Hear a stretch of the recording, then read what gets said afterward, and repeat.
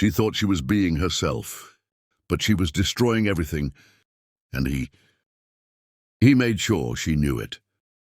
You think you're connecting, but you're actually repelling. Carl Jung warned us about this shadow, but we refuse to see it. 89% of relationships die before they even begin. And it starts with one mistake on the very first date.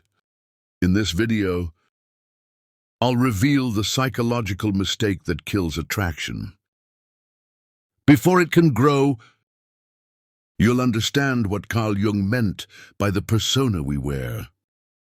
And you'll learn the 3-day rule that changes everything. This isn't about games, it's about understanding the unconscious patterns that destroy connection before it's too late. Let me tell you about Sarah. Beautiful, intelligent, kind heart. She goes on first dates and they never call back. She can't understand why she's being real. She's being vulnerable. She's sharing her truth. But here's what she doesn't realize. Her truth is killing her chances at love. The mistake is over-revealing too soon. You think you're being authentic, open, real, but it's emotional dumping disguised as vulnerability. Carl Jung said the persona exists to protect the true self. Remove it too quickly and you wound both souls. When we reveal our deepest wounds on a first date, we trigger their unconscious fear of responsibility. They feel overwhelmed, trapped, like they're suddenly your therapist. Here's what happens in his mind. Within 24 hours, he's already deciding not about your looks, about your emotional weight. His unconscious is asking, will she drain me or energize me? You already gave him the answer. Day 2, the pattern recognition kicks in. His mind starts categorizing you not as a potential partner, but as emotional work. Day 3, the psychological impression is set. He's either pulling away or pulling closer. Most women think they're being vulnerable and authentic, but you're actually forcing intimacy that hasn't been earned.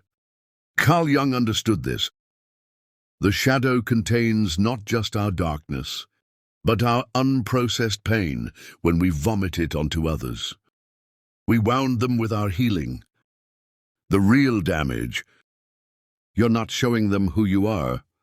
You're showing them who you were in your trauma. Listen carefully. What creates attraction is mystery. Gradual revelation, emotional safety. What kills attraction is emotional urgency. Trauma bonding. Making them your confessor. The unconscious message when you overshare is this: I don't have boundaries, I can't contain my emotions. I need you to fix me, his psychological response. Fight or flight, even if he can't explain why. Let me share what happened to Maria. She used to tell every first date about her divorce, her depression, her trust issues. She thought she was being honest, but she was asking them to carry weight they never agreed to hold. Then she learned something powerful. Instead of trauma dumping, she started sharing her growth. Instead of her wounds, she shared her wisdom. Instead of her past, she shared her present joy. The transformation was immediate. Men started calling back, asking for second dates. Third dates because she was no longer a project to fix. She was a person to discover. Carl Jung's guidance is clear. The goal isn't to hide your shadow. It's to integrate it before you invite someone into your light. This isn't about being fake. It's about being whole. Jung said, until you make the unconscious conscious, it will direct your life and you will call it fate. Your trauma story is not your love story. Stop confusing the two. When you heal first, you attract from wholeness, not woundedness. Here's the psychology most people miss. When you share your deepest pain too early, you're not building intimacy. You're testing their capacity for emotional labor before they've even decided if they want to be in your life. It's like asking someone to co-sign a loan on the first handshake. The energy is all wrong. Healthy relationships build trust gradually, layer by layer, conversation by conversation. You earn the right to someone's emotional space, and they earn the right to yours. The men who disappear after heavy first dates aren't necessarily shallow. They're protecting themselves from being assigned a role.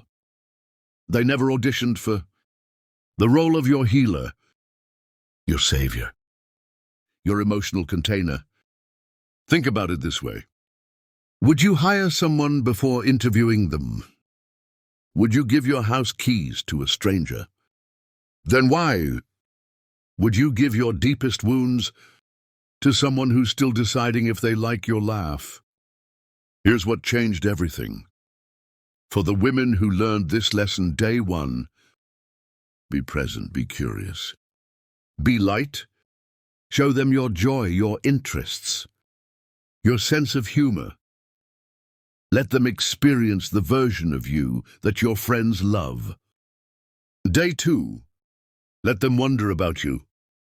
Create space for their imagination. Answer their questions, but don't volunteer your entire history.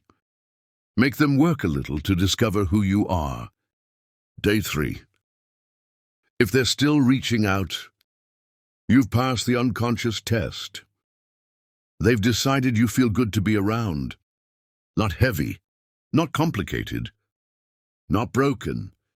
The secret is this: attraction grows in mystery. It dies in overwhelm. I'm not telling you to be dishonest. I'm telling you to be strategic about your truth. Your healing journey is sacred, but it's not a first date conversation.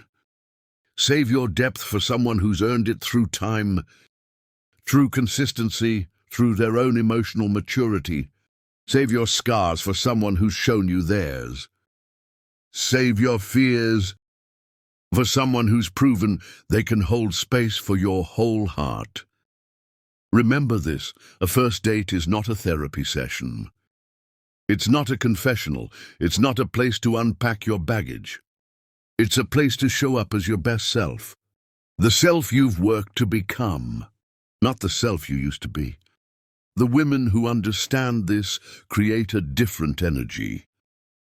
They're not trying to be saved. They're not asking to be fixed.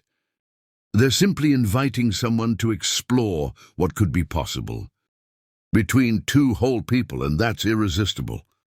Your healing journey is sacred, but it's not a first date conversation. Save your depth for someone who's earned it through time, through consistency, through their own emotional maturity. Remember, you're not looking for someone to fix you. You're looking for someone to grow with. If this shifted something in you, share it.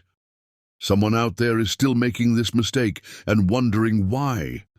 Love keeps slipping away.